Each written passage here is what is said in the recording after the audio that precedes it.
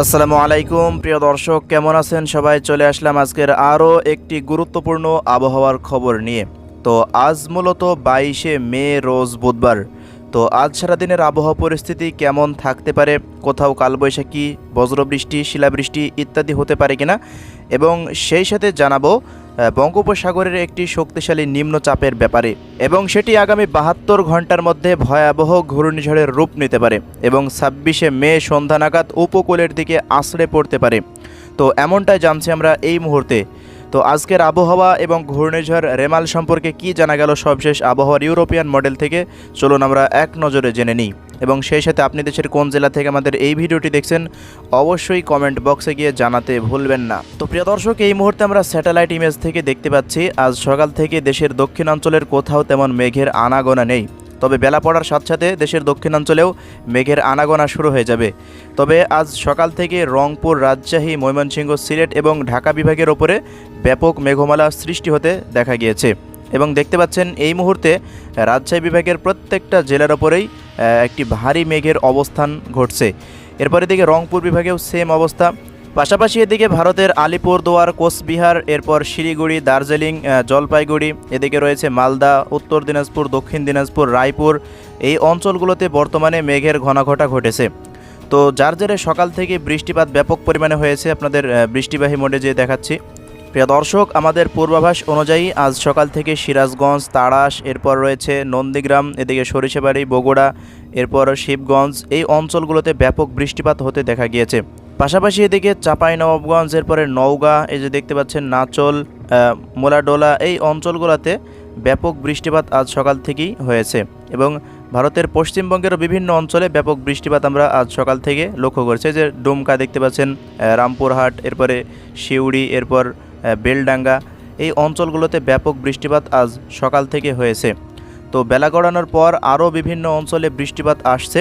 তো চলুন আমরা কোন কোন অঞ্চলগুলোতে বৃষ্টিপাত থাকছে আজ সারাদিন এবং সারা রাত এক নজরে জেনে নিই। তো প্রিয় দর্শক, আজ বেলা 10টার পর থেকে সন্ধ্যা 6টার মধ্যে সবচেয়ে বেশি বৃষ্টিপাতের সম্ভাবনা আমরা লক্ষ্য করছি খুলনা বিভাগের এই অঞ্চলগুলোতে। এই যে মেহেরপুর, চুয়াডাঙ্গা, এরপর রয়েছে মাগুরা, এদিকে রয়েছে কুষ্টিয়া, এরপর এদিকে দেখতে পাচ্ছেন যশোর, এই অঞ্চলগুলোতে ব্যাপক বৃষ্টিপাত থাকার সম্ভাবনা।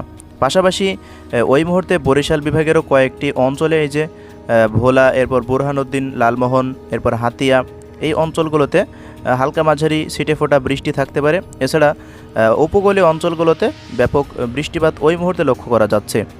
এছাড়া দেখতে পাচ্ছেন রাজশাহী অঞ্চলে আজ সারাদিনই বৃষ্টিপাত লক্ষ্য করা যাচ্ছে। হয়তোবা থেমে থেমে বৃষ্টিপাত হতে পারে, একটানা বৃষ্টিপাতের কোনো সম্ভাবনা নেই। তবে হঠাৎ করে পশ্চিম আকাশে মেঘ তৈরি হয়ে ওই 2-10 মিনিটের মতো বৃষ্টিপাত থাকতে পারে। দেখতে পাচ্ছেন ওই মুহূর্তে ভারতের পশ্চিমবঙ্গে ভারী থেকে অতি ভারী বৃষ্টিপাত রয়েছে।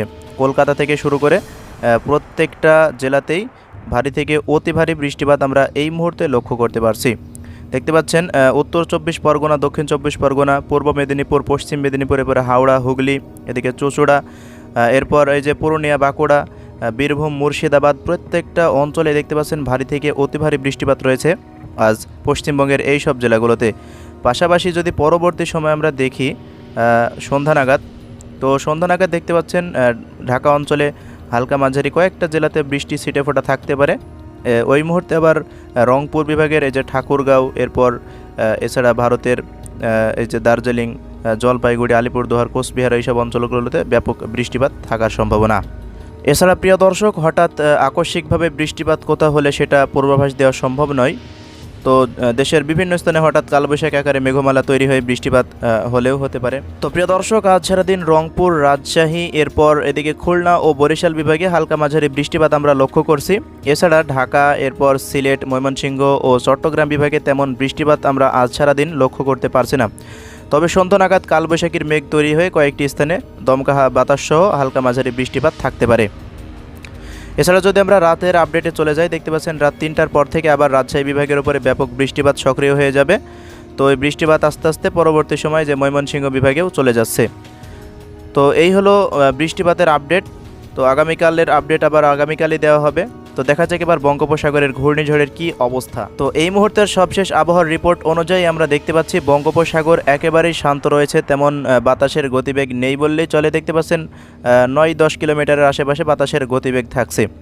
তো আবহাওয়া অধিদপ্তরের পূর্বাভাস অনুযায়ী আজ রাত 12টার মধ্যে বঙ্গোপসাগরে একটি লঘুচাপ সৃষ্টি হতে পারে। তো প্রিয় দর্শক, লঘুচাপ সৃষ্টির জন্য বাতাসের গতিবেগের প্রয়োজন হয় 17 থেকে 30 কিলোমিটার। তো প্রতি ঘন্টায় যদি 17 থেকে 30 কিলোমিটার কোনো ঘূর্ণাবর্তের কেন্দ্রের চারপাশে বাতাসের গতিবেগ থাকে, তখনই তাকে একটি লঘুচাপ হিসাবে গণ্য করা হয়। তো দেখা যাক কী অবস্থা হয় রাত 12টার মধ্যে। তো দেখতে পাচ্ছেন রাত 12টার মধ্যে একটি লঘুচাপ সৃষ্টি হতে যাচ্ছে। তখন বাতাসের গতিবেগ প্রায় 42 কিলোমিটারের আশেপাশে দেখাচ্ছে।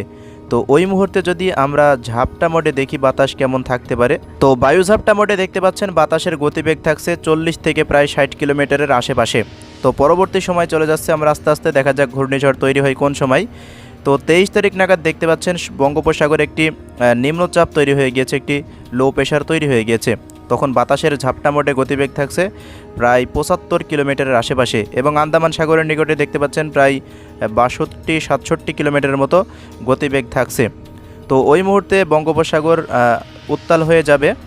তো দেখা যাক পরবর্তী সময়ে 24 তারিখ নাগাদ কী অবস্থা হয়।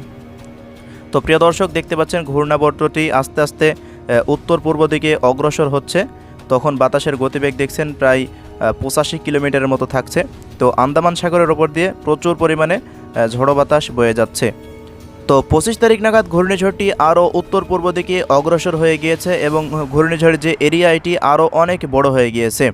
তো দেখা যাক আস্তে আস্তে পরবর্তী সময় কি অবস্থা তৈরি হয়। দেখতে পাচ্ছেন 26 তারিখ নাগাদ এটি চট্টগ্রামের এই যে উপকূল ঘেঁষে এটি তখন অবস্থান করবে।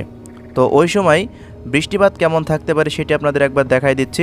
প্রিয় দর্শক, দেখতে পাচ্ছেন সমুদ্র অঞ্চলে ব্যাপক বৃষ্টিপাত রয়েছে, ভারী থেকে অতি ভারী বৃষ্টিপাত। তো ওই সময় এই যে চট্টগ্রাম বিভাগের প্রত্যেকটা জেলাতেই হালকা মাঝারি বৃষ্টিপাত রয়েছে, যেমন এই যে কক্সবাজার, এদিকে রয়েছে বান্দরবন, রাঙামাটি, খাগড়াছড়ি, এদিকে ফেনী, এই অঞ্চলগুলোতে ভারী বৃষ্টিপাত রয়েছে। এছাড়া বরিশাল বিভাগের কলাপাড়া, এরপর লালমোহন, চরফ্যাশন, এই হাতিয়া, এই অঞ্চলগুলোতে ব্যাপক বৃষ্টিপাত রয়েছে।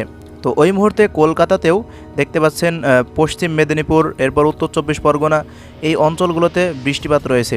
তো এই মুহূর্তে সারা দেশে তেমন বৃষ্টিপাত নেই। পরবর্তী সময় আস্তে আস্তে ঘূর্ণিঝড়টি যখন উপকূলের দিকে অগ্রসর হবে, তখনই সারা দেশে ব্যাপক বৃষ্টিপাত শুরু হয়ে যাবে। তো ওই সময় সারাদিনই সারা দেশে মেঘের আনাগোনা আমরা লক্ষ্য করব। যদি দেখাই দিই ওই সময় মেঘের কি অবস্থা থাকতে পারে প্রিয় দর্শক।